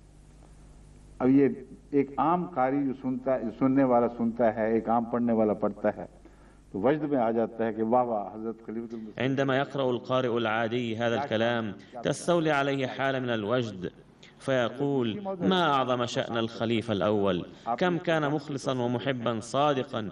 ولكن المسيح الموعود عليه السلام رأى إلى هذا المقام نظرا إلى مرتبة الخليفة الأول رضي الله عنه ذنبا ولم يره حسنا. دعاه المسيح الموعود عليه السلام وسأله: ما هو اعتقاد الأحناف؟ أليس أن القرآن أولى من غيره مطلقا؟ ثم الأحاديث إذا كانت تلقي ضوءا كافيا على موضوع، ثم يأتي دور الاجتهاد. لا أذكر الكلمات بالضبط، ولكن هذا كان مفهومها. وافق الخليفة الأول على ذلك. لا أذكر كذلك بالضبط هل سأله المسيح الموعود عليه السلام وقال نعم، أو صدق ما قاله عليه السلام، أو أخبر بنفسه أن هذا هو الاعتقاد. عندها سأل المسيح الموعود عليه السلام: ما هو اعتقادك إذن؟ أليس هذا اعتقادك؟ فخفض الخليفة الأول رضي الله عنه رأسه ورجع نادما. كان المسيح الموعود عليه السلام يقصد من ذلك أنه يريد أن يراه كصديق. صحيح أن دين العجائز أيضا مرتبة من الإيمان، ولكن مقام الصديقية يقتضي ألا يقبل كلام سيده على أن يراه سيئا ظاهريا، ولكنه قد يكون جيدا في الحقيقة. هذا لا يليق بالصديق، بل يجب أن تخلق في نفسك قدرة على أن تراه حسنا، لأنه لا يمكن أن يكون فعل المرشد ضد ذلك بحال، بل كل قوله وفعله حسن طبعا. وإن لم ترى الأمر من هذا المنظور فلن تنال مقام الصديقية. तो देखें कितना लतीफ मजमून है जो ज़म्ब और नेकी की निस्बती हालतों को ज़ाहिर। انظروا كم هو دقيق ولطيف هذا الموضوع الذي يميز حالات الحسن والذنب النسبية. لذا فإن القول بأن الفرق بين الذنب والسيئة هو عدم الطاعة خطأ. الذنب هو حالة أدنى مما يتوقع الله وجوده في صالح، فتكون هذه الحالة ذنبا للصالح، بينما تكون حسنة عظمى لعامة الناس. فإن استغفار الأنبياء لا يكون عن الذنوب، بل يقلقون دائما على الأعمال المعقودة على مراتبهم الرفيعة، لكي لا تصدر عنهم زلة تحطهم عن تلك المرتبة أو لا تليق بهم. कि शायद कोई लफ्ज़िश ऐसी हो गई हो जो इस मर्तबे और मकाम से मुझे गिराने वाली है, मेरी शान के खिलाफ हो, तो सय्या उस बदी को कहते हैं जो इंसान के ज़ात से, उसके अफ़ाल से, उसकी सोचों से वबस्ता है। إذن المراد من السيئة هو المنكر المرتبط بالإنسان أو أفعاله أو أفكاره، سواء أشعر به أم لم يشعر به، وهو يبقى جاريا أحيانا في أعماله من دون أن يشعر به المرء. لذلك علم الله تعالى الدعاء: نعوذ بالله من شرور أنفسنا ومن سيئات أعمالنا. الشرور هنا تقوم مقام الذنوب، والمراد من سيئات أعمالنا هو العادات الطبيعية التي تتولد من الذنب، ولكن تصبح طبيعية للمرء وترافقه على الدوام. فقد علمنا الدعاء لاجتناب هذا النوع من السيئات.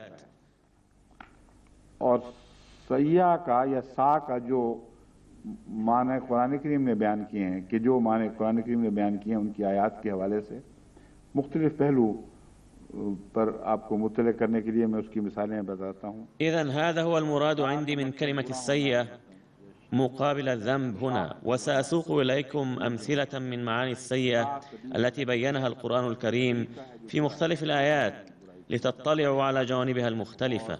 فمعنى ساء خبث، وكونه شاقا ومؤذيا. ساء سبيلا أي الطريق السيء، وهذا من منطلق المعنى العام للسيئة، وله علاقة بكون العمل مضرا بوجه عام، أي أن الأعمال السيئة ستسفر عن نتيجة سيئة وسيتضرر بها صاحبها، ساء ما كانوا يعملون، أي أن أعمالهم لن تبقى من دون نتيجة بل ستسفر عن نتيجة سيئة حتما. كذلك من معانيها الإيذاء والتذليل أيضا. ليسوءوا وجوهكم أي يؤذي وجوهكم ويخزيها ويذلها.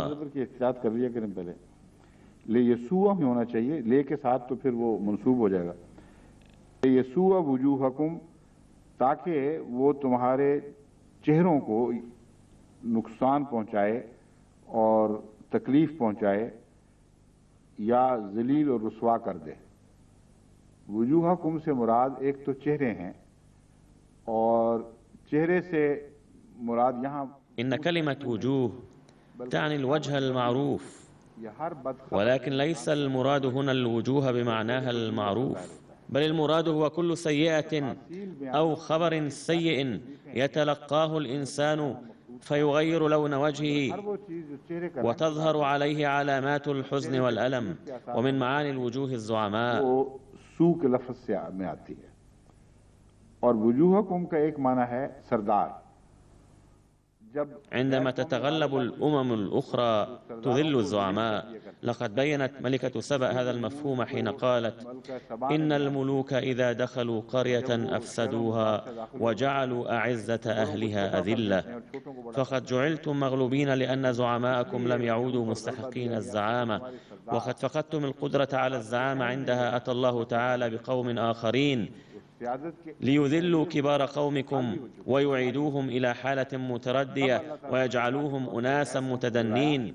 ताकि तुम्हारे जो बड़े बड़े लोग बने हुए थे उनको जलील और रुस्वा करके उनको अदना हालतों में तब्दील कर दें, निचले इंसान बना दें। तो ये माना यसू का है, यानी बहुत। هذا هو المراد من يسوء، أي من معانيه الخسارة الكبيرة أيضا. गुनाह के अलावा सजा भी इसमें आती है, क्योंकि यहाँ सू का जो लफ्ज है ये अगरचे उनकी तरफ, ويمكن أن يراد منه العقاب أيضا إلى جانب الذنب، لأن الكلمة المستخدمة هنا أي السوء منسوبة إلى الداخلين في البلاد، ولكنها ذكرت هنا عقوبة من الله. فالسوء الذي يتولد لسبب أعمال الإنسان يرده الله أحيانا عليه بواسطة الآخرين كنتيجة لأعماله ليعلم ما حقيقة أعماله. वलम्मा जात रसूलुना लूतन सिया बिहिम, ये हजरत लूत के मुताबिक आता है। وقد ورد عن لوط عليه السلام: ولما جاءت رسلنا لوطا سيء بهم، مع أنهم كانوا قوما سيئين وخبثاء جدا وكانوا يؤذون لوطا، ولكنه مع ذلك استاء من خبر عذابهم. المراد هنا هو تغير لون الوجه ولا علاقة له بالسيئة. من المعلوم أن كلمة السيئة مستخدمة عن الأنبياء، ولكن يكون معناها في هذه الحالة هو الاستياء وليس معنى السيء المعروف. मगर वहाँ महज तकलीफ के मानों में होगा, ना कि बदी के मानों में।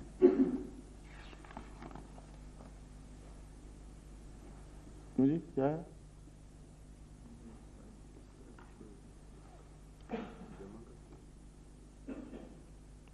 यसू ओ ही लिखा हुआ है, इसका फिर ग्रामर क्या बनेगी? यसू हो सकता है। हाँ, फिर वो यही सिर्फ। هنا ذكر حضرته التركيب النحوي لكلمة ليسوء، وقال بأنها صيغة الجمع، وقد سقطت النون في الأخير لكونها منصوبة، وقال أصل الكلمة هو يسوء ليسوء، وقد أضيفت إليها واو الجمع فصارت ليسوء. यसूओ है, असल था ले यसू, और जमा में यसू ही होना चाहिए था। तो यसू जब पढ़ा गया इसका मतलब है एक हरफ गिर गया है। अगर वो हरफे वाव ना होता, हरफे इल्लत ना होता, तो उस पर यह नसब आ जाती। वो चूंकि जिस पर यह इलामत जाहिर होनी थी वो लफ्ज मौजूद ही नहीं रहा, इसलिए उसके गिरने के बाद जितना लफ्ज बाकी रह गया वही बयान हो गया है। सून बद बुरा। ثم يحلل حضرته هذه الكلمة من حيث قواعد الصرف والنحو. السوء السيئة والمنكر لم يمسسهم سوء وبدا لهم سيئات ما كسبوا. قد ذكرت هذه المعاني كلها من قبل ليريه كيف يواري سوءة أخيه.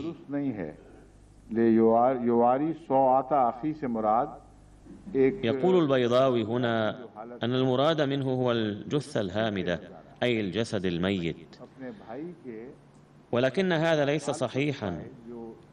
يواري سوءة أخيه المراد منه أن حالة الميت تشكل مشهدا مؤلما، فأراد أن يواري حالة أخيه هذه التي لا تعجب الأنظار.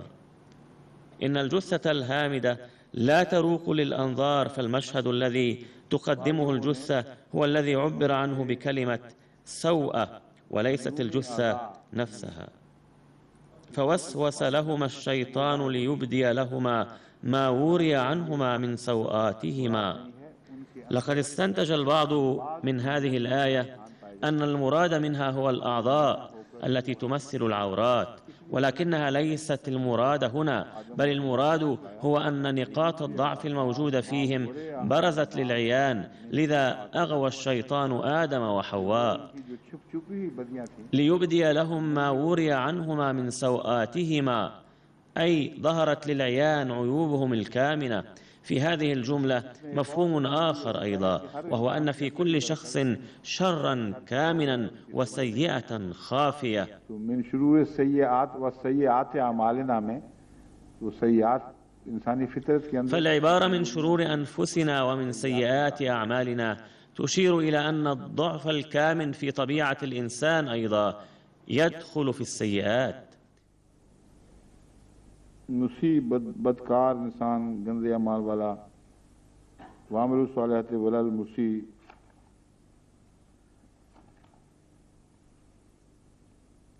तफसीर के पहलू में जो इमाम राजी बयान करते हैं वो एक ये है।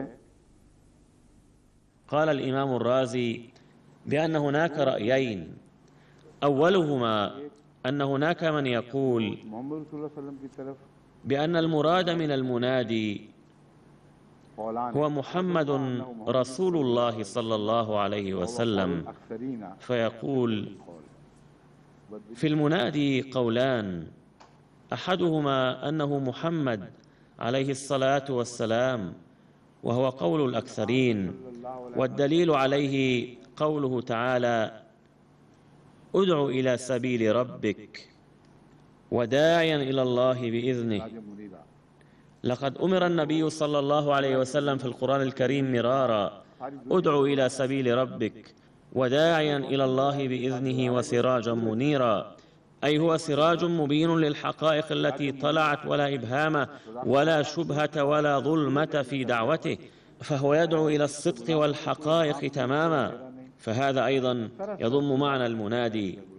مع وجود هذا الاستنباط القوي يرجح الإمام الرازي المعنى الثاني الذي يقول بأنه ليس المراد من المنادي هو محمدا رسول الله بل القرآن. कुरान मुराद है और रसूलुल्लाह सल्लल्लाहु अलैहि वसल्लम नहीं। वो कहते हैं इसलिए युराद अन्ना मोहम्मद सल्लल्लाहु अलैहि वसल्लम, लेकिन आगे बताता हूँ इमाम राजी क्या कहते हैं। उनकी दलील जो मैंने पढ़ी थी उसका खुलासा ये है إن دليله الذي قرأته قبل قليل يتلخص بأن القرآن الكريم ينادينا اليوم أيضا، بينما قد توفي رسول الله صلى الله عليه وسلم كما هو معلوم. لذا إن مضمون ينادي لا ينطبق على رسول الله صلى الله عليه وسلم، ولكن هذا ليس دليلا.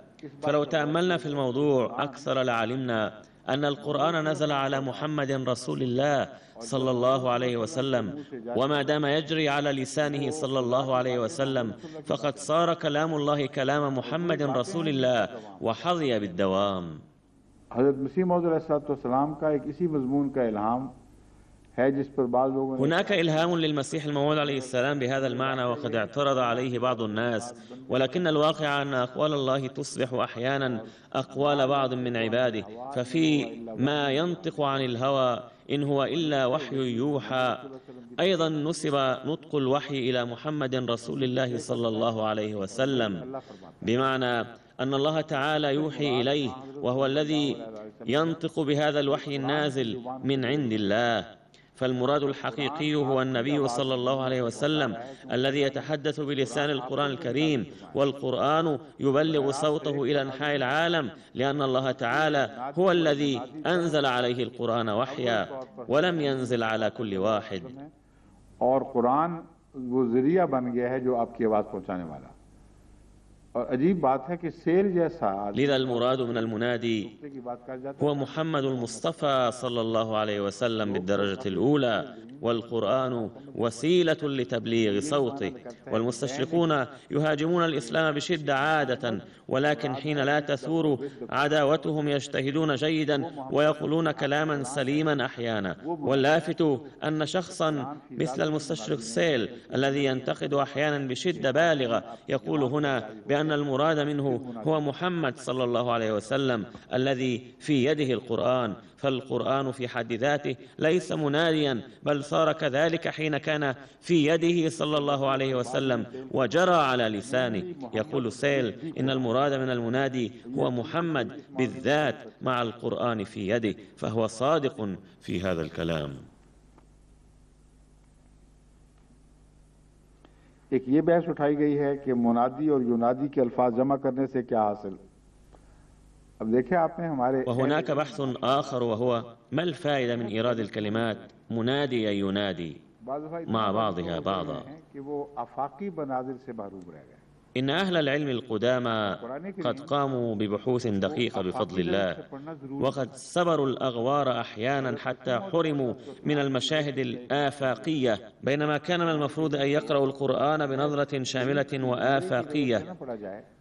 فمن أهداف بعثة المسيح الموعود عليه السلام ألا يقرأ القرآن بنظرة سطحية وقريبة، بل بنظرة آفاقية، كما يتفقد طائر الأجواء من الأعلى في الآفاق، فيجب أن يقرأ القرآن بهذه النظرة أيضا. يدعو القرآن الكريم بنفسه المؤمنين إلى أن يقرأوه بنظرة آفاقية والخوض في بواطن نفوسهم أيضا. فما قام به المفسرون من مجهودات في هذا السبيل هو أن معظمهم قرأوا القرآن وبنظر دقيق ونظر الحب أيضا، وإلا لا يمكن أن يتوصلوا إلى الدقة والتفاصيل إن قرأوه بنظرة سطحية فقط. يتساءل البعض ما الحاجة لإيراد ينادي بعد منادي؟ मुनादी के बाद युनादी कहने की क्या जरूरत थी।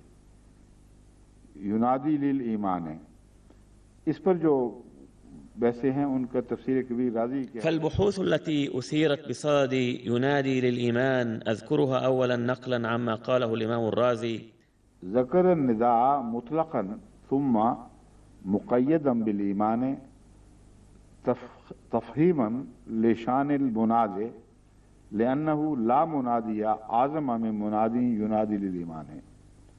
علم أنهم طلبوا من الله تعالى في هذا الدعاء ثلاثة أشياء، أولهما غفران الذنوب، وثانيا تكفير السيئات، وثالثها أن تكون وفاتهم مع الأبرار. يترجم حضرته. कहते हैं कि मुनादी और युनादी के अल्फाज जमा करने से मकसद ये है कि खुदा ने मुतलक निदा का जिक्र फरमाया, मगर साथ ही मुनादी की अज़मत शान के लिए ईमान से मुक़य्यद कर दिया, यानी ईमान की तरफ बुलाने वाला है, किसी और तरफ नहीं। उन्होंने अल्लाह से इस दुआ में तीन चीज़ें तलब की हैं: गुफ़रान, ज़ुनूब, तकफ़ीर सय्यात।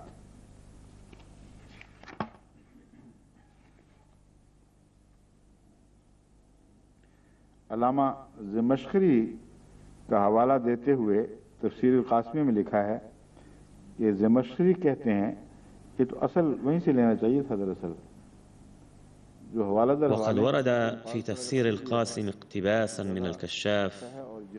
هنا يقول حضرته بأنه من الأفضل أن يقتبس الكلام من المصدر الأصلي، فإذا كان الكلام من الكشاف فالأفضل أن ينقل من الكشاف نفسه، لأنه في هذه الحالة يكون أوثق وأضمن.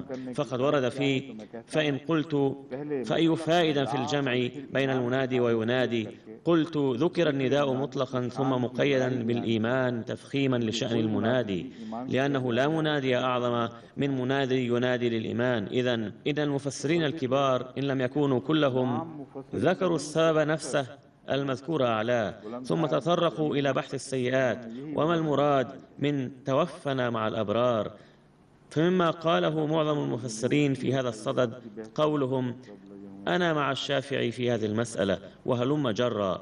उनके साथ वफात से क्या मुराद है? एक ये आखिरी बहस अहम है। वतवफ़ना माल अबरार, ऐ खुदा हमें नेकों के साथ वफात दे। فيكون المراد من توفنا مع الأبرار أن نموت في وقت يكون حالنا مثل حال الأبرار تماما، أو بتعبير آخر نكون من جماعة الأبرار. إن هذا الأسلوب من البيان يدل على مفاهيم أدق وأعمق مقارنة بالقول فاكتبنا مع الصلحاء. तो माल अबरार से मुराद ये होगी कि मैं नेकों की हालत में, नेकोकारी की हालत में ऐसे वक्त में वफात पाऊं जबकि बैन ही मेरा वही हाल हो जो नेकों का हाल है। दूसरे लफ्जों में मैं नेकों की जमात में शामिल हूं। ये जो तर्ज बयान है والمراد من ذلك أن يعد من الصالحين، وإن بقيت فيه بعض نقاط الضعف. فيرى العلماء القائلون بذلك أن المراد من ذلك هو أن تصبح حالتي في مجال كسب الحسنات مثلهم تماما، ويحدث بين حالتي وحالتهم انسجام تام.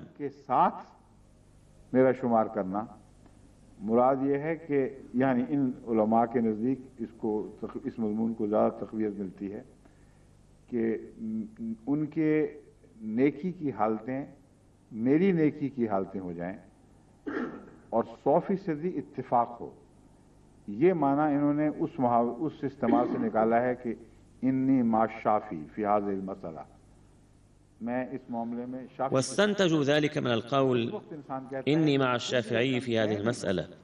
يقول الإنسان مثل هذا الكلام عندما يختار المسلك والأسلوب نفسه تماما، ولا يمكن قول ذلك في حالة الاختلاف في المسلك والأسلوب. فعلى ذلك يكون المعنى: توفنا يا رب حين نكون قد أصبحنا في علمك مثل هؤلاء الأبرار تماما. يربط الإمام الرازي هذا المفهوم مع مفهوم الآية من سورة النساء التي نقدمها عادة لإيضاح مفهوم النبوة، وهي: فأولئك مع الذين أنعم الله عليهم.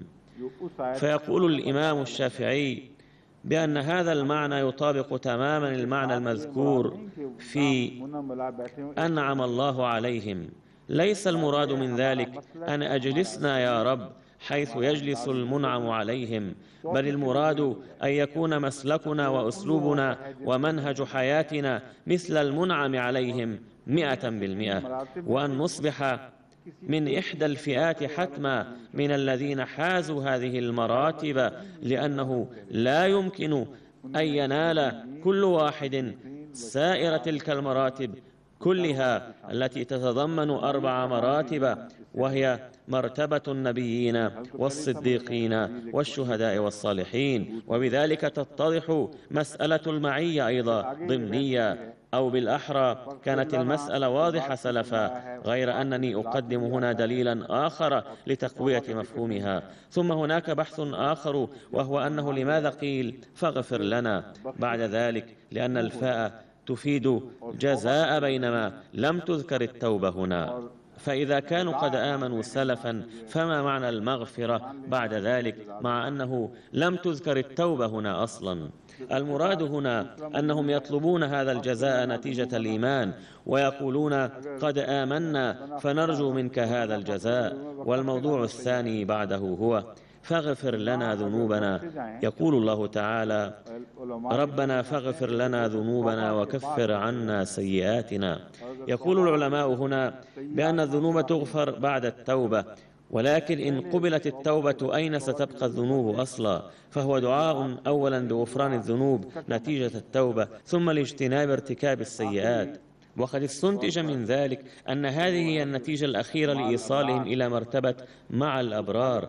فما المراد من ذلك هنا؟ आखिरी नतीजा निकाला गया है, इसका क्या मतलब है? क्यों जी आज रखें या कल इस मजमून को जारी रखें? है ना बस. هنا يسأل حضرته السكرتير الخاص: كم بقي من الوقت؟ وهل يسمح لنا الوقت بأن نكمل هذا الموضوع اليوم؟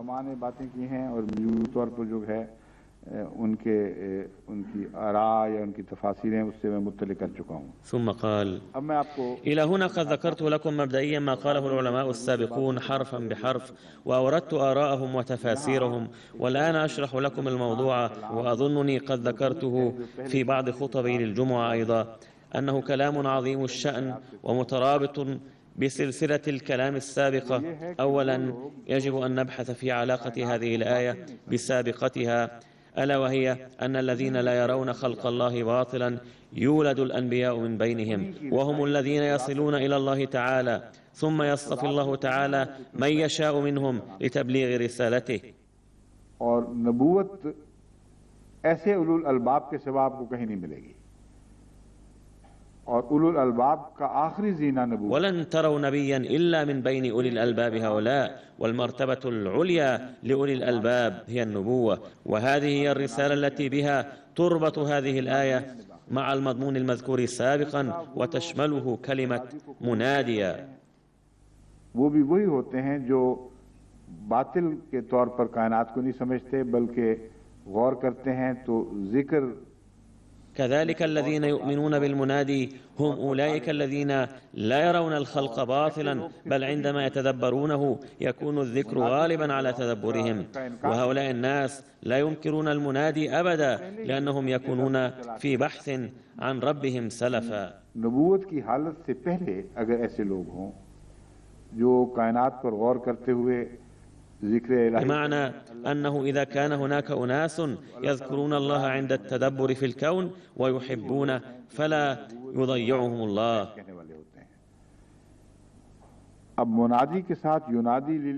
وهم الذين يلبون دعوة النبي. لقد قيل هنا ينادي للإيمان إلى جانب مناديا، والمراد من ذلك أنه مع أنكم تشاهدون تجليات وجود الله تعالى في الكون، ولكنها صورة انعكاسية وجانب واحد من الصورة أمامكم وليس الله بعينه. يعني कायनात अलग है और खुदा अलग है. بمعنى أن الكون شيء ووجود الله تعالى منفصل عنه. ترون في الكون صورا وتجليات مختلفة، ولكنها لا تكفي، بل الحقيقة أنه لا بد من أجل الوصول إلى الله تعالى أن يكون ذلك الشخص قد وصل إلى الله بنفسه أولا، ويجب أن يكون هذا الواصل إلى الله تعالى كما يسميه المسيح الموعود عليه السلام بنفسه مطلعا أولا على السبيل الباطني الذي يوصل إلى الله، ثم يمكنه أن ينادي الآخرين فيقول: تعالوا إلي فإني قد رأيت بنفسي أنه تعالى موجود. فهؤلاء الناس يسافرون إلى هذا الهدف المتوخى الذين ذكروا من قبل بأنهم أولو الألباب. هنا يذكر القرآن الكريم نوعين من الناس، وهذا أسلوب لطيف جدا للقرآن الكريم، إذ يقول بأن هذا الذكر يشمل أولئك الذين يبدأون بالتدبر بعد الإيمان، وهناك آخرون عندما يتدبرون يغلبهم ذكر الله فيؤمنون، لأنهم مبدئيا يملكون في نفوسهم قدرة على أن يؤمنوا، أي هذا ذكر حالتهم أنهم لم يؤمنوا بعد ولكنهم يتحركون إليه رويدا رويدا. والفئة الثانية تشمل الذين آمنوا وظهر فيهم المنادي، فقد ذكرت حالتهم بالدرجة الأولى أنهم سلكوا هذا المسلك نتيجة رونق الإيمان وزينته، وهذه هي حالتهم. إذا كان التفكير مصحوبا بالتقوى وحب الله فهذا ينشئ فيهم استعدادا للإيمان، وإن لم يكن هناك إيمان من قبل. ويهبهم قدرة على الإصغاء لصوت المنادي. وإذا كان مثل هذا الشخص مؤمنا فهذا خير على خير، لأن تدبره يدور حول ذكر الله دائما ليلا ونهارا وقياما وقعودا. فهناك من يقولون بأنه ليس باطلا، وهم لم يطلعوا على المنادي إلى الآن، وهم أيضا يستنتجون من ذلك النتيجة نفسها إذا تدبروا مغلوبين بالذكر.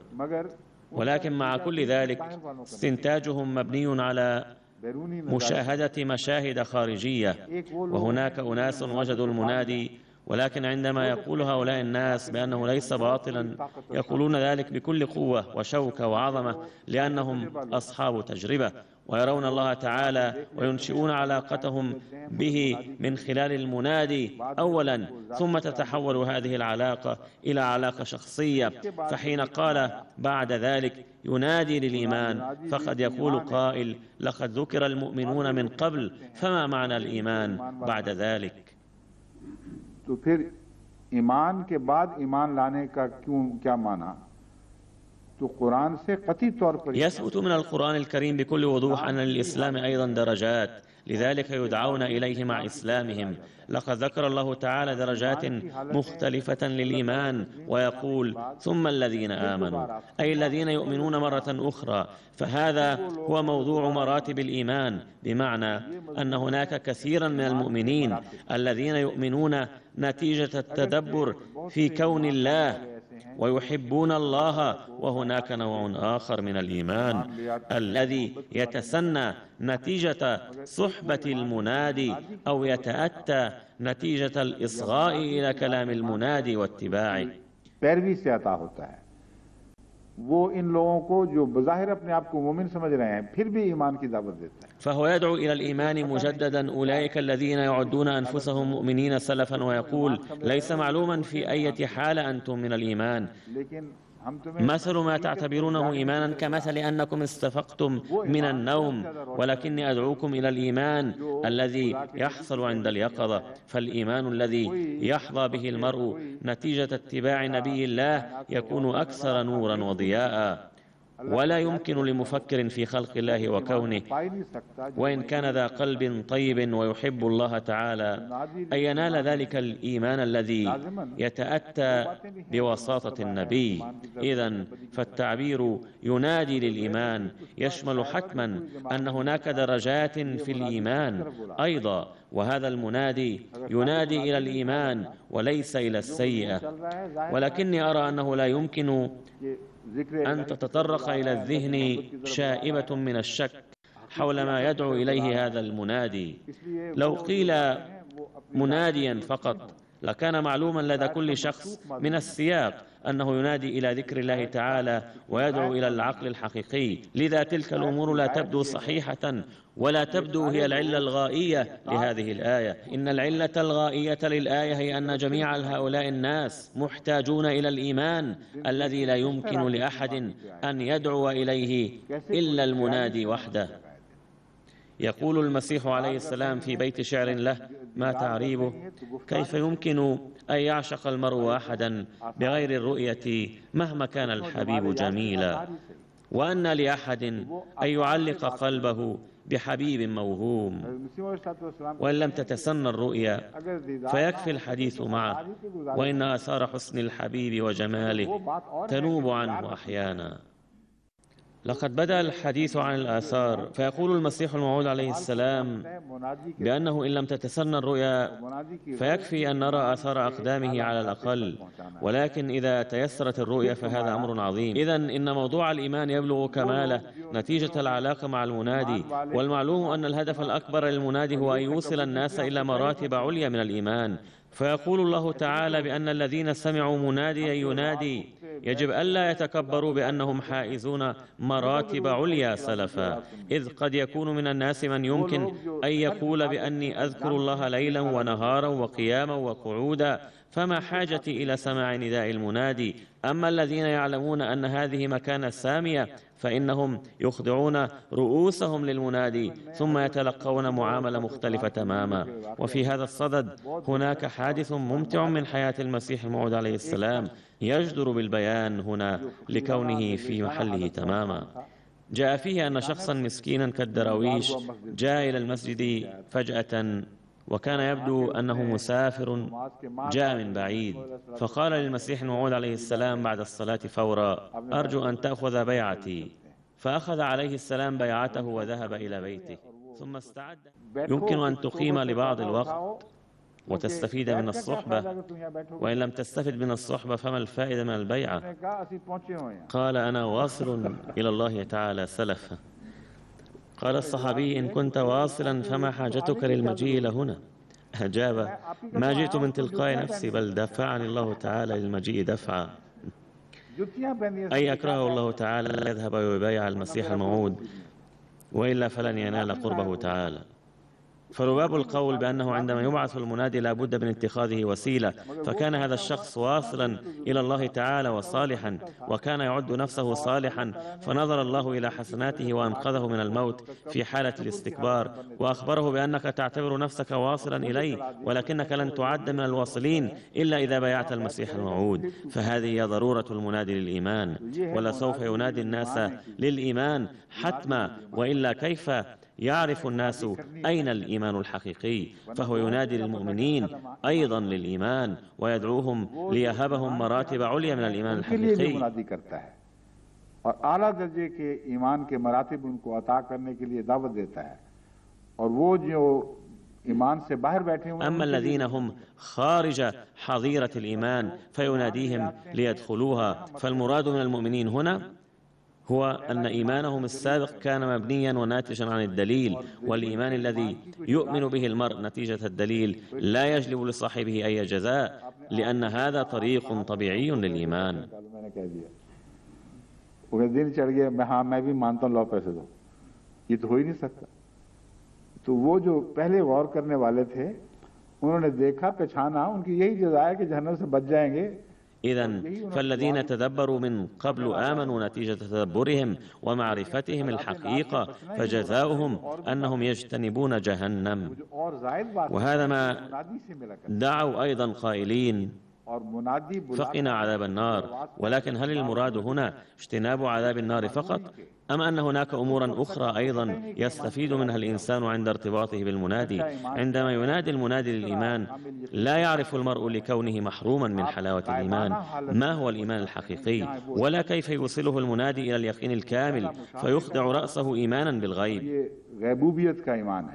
هذا الإيمان هو المراد من الإيمان في هذا المقام. فباختصار الإيمان في الحالة الأولى كان مبنيا على المشاهدة، أما في الحالة الثانية فهو إيمان بالغيب له علاقة بهذه الآية التي نحن بصددها: يؤمنون بالغيب ويقيمون الصلاة ومما رزقناهم ينفقون. ثم قال تعالى: والذين يؤمنون بما أنزل إليك وما أنزل من قبلك وبالآخرة هم يوقنون.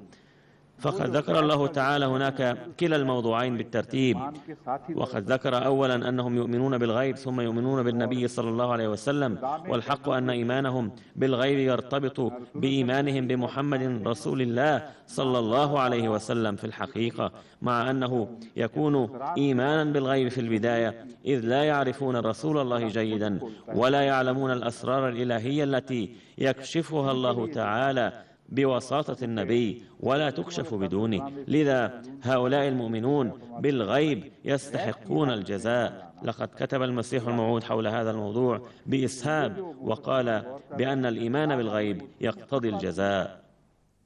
يخوض المفسرون في هذا الموضوع يستغربون ما الذي يترتب عليه هذا الجزاء، وقد رد المسيح الموعود عليه السلام على ذلك سلفا بالتفصيل، وقال إن الإيمان الغيبي لا يكون مبنيا على الشواهد، لذا يستحق الجزاء، لأن هذا الإيمان يشير إلى سعادة في أصحابه. فهؤلاء هم المؤمنون الذين آمنوا ويقولون بأننا آمنا ثم يقولون ربنا وآتنا ما وعدتنا. لا شك أنهم آمنوا لفائدتهم، فما معنى آتنا ما وعدتنا هنا؟ لقد آمنوا مع أن حالة الغيب كانت موجودة فيهم نوعا ما، إذن المراد هنا هي السعادة التي فيهم، فيقولون تقبل منا سعادتنا يا ربنا، إذ قد سجدنا لآدم من أجلك، وأعطنا جزاء على ذلك. ولكن ما هو ذلك الجزاء؟ فهو ربنا فاغفر لنا ذنوبنا، أي الجزاء الأول هو ألا تحاسبنا يا ربنا على ما صدر منا من قبل. ليس هنا مقارنة بين الذنوب والسيئات ليعلم أيهما أدنى درجة وأيهما أعلى، بل المراد أن حياتنا قبل الإيمان مرت بحالة الظلم، أي قد ارتكبنا ذنوبا عديدة. فإذا بقيت هذه الذنوب معنا وأردنا الدخول في حظيرة الإيمان حاملين مجموعة الذنوب، فهذه مصيبة عظيمة ولن ننال النجاة. فالحديث هنا لا يدور حول التوبة، إنما التوبة اسم آخر للإيمان، أو اسم آخر لحدوث الانقلاب في الحالة السابقة. فطلبهم الأول أو التماسهم الأول هو أننا قد جئناك يا ربنا فلا تحاسبنا على ما صدر منا من قبل. खुद ही सिखाते हैं, दुआ भी खुद ही सिखाई है कि ये कह के फिर अगली बात भी मांगना, और मिन सय्यिआति अमालिना. ثم يعلمهم الله دعاء بنفسه بعد ذلك وهو ومن سيئات أعمالنا. المراد من ذلك أنه قد غفرت ذنوبكم السابقة، ولكن كنتم من قبل متعودين على عادات سيئة، وكنتم معتادين على الأخطاء بصورة دائمة، وكنتم تتعثرون في كل خطوة، وقد اعوجت أفكاركم. गुनाह बख्शे भी जाएं और वजूहात बाकी रह जाएं और मुहर्रिकात कायम रहें. وكل هذه الأمور لا تسوى في يوم واحد بعد الإيمان. لذا عليكم أن تدعوا دائما أن تغفر لنا تقصيراتنا السابقة التي تؤدي إلى الذنوب، وتدعو أيضا نرجوك أن تغفر لنا ذنوبنا وتزيل نقاط ضعفنا أيضا التي إذا بقيت على حالها فلا نجاة لنا، فأزل تقصيراتنا هذه أيضا. المراد هنا هو أن الضعف لا يزول في لمح البصر، لذلك قد ذكرت هنا بعد الإيمان عملية الإصلاح التي تبقى سارية إلى الموت. وليس هذا ذكر أي شيء آخر، أي أزل يا ربنا سيئات أعمالنا، وذلك لعلم المؤمنين أنه من المستحيل تماما أن يتطهر من كل سيئة كليا من كان حائزا مرتبة من دون النبوة. لذا نرجوك يا ربنا أن تزيل سيئاتنا رويدا رويدا، ونرجو أن تكون حالتنا التالية أفضل من سابقتها، ونتخلص من الدوافع التي دفعتنا لارتكاب الآثام. ولا بد أنك ستميتنا، وهذا القرار في يدك أنت وليس في يدنا. لذا نرجوك أن تطيل عمرنا إلى أن تزول سيئاتنا إلى درجة تكون أعمالنا في نظرك مثل أعمال الذين يعتبرون صالحين في نظرك، وأن نكون قد وفقنا لكسب الحسنات مثل هؤلاء الصالحين. فاكتبنا نتيجة حدوث التغير الحسن في حالتنا وزوال السيئات مع الذين هم من الأطهار والأبرار في نظرك، والقائمين على الحسنات، والذين غلبت حسناتهم ضعفهم، والبقية غدا بإذن الله. السلام عليكم ورحمة الله. أعوذ بالله